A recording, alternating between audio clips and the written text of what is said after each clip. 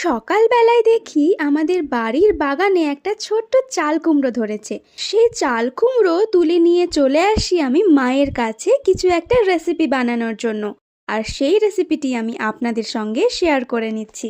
প্রথমে চাল কুমড়োর খোসা ছাড়িয়ে সেগুলোকে প্রায় ত্রিভুজ আকারে কেটে নিয়ে কড়াইতে তেল গরম করে তার উপরে কালো জিরে, শুকনো লঙ্কা ফোড়ন আর কেটে নেওয়া চাল কুমড়োগুলো দিয়ে এক দুবার ভেজে নিয়েই তার উপরে দিতে হবে স্বাদমতো নুন এবং ঢাকা দিয়ে রাখতে হবে বেশ কিছুক্ষণ, যতক্ষণ না চাল কুমড়োটা সেদ্ধ হয়ে আসে।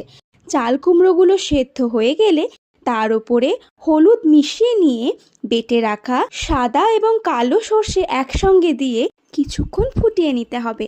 সবশেষে সামান্য একটু চিনি দিয়ে সবকিছুকে মিশিয়ে নিলেই চটজলদি চাল কুমড়োর এই রেসিপিটি একদম তৈরি।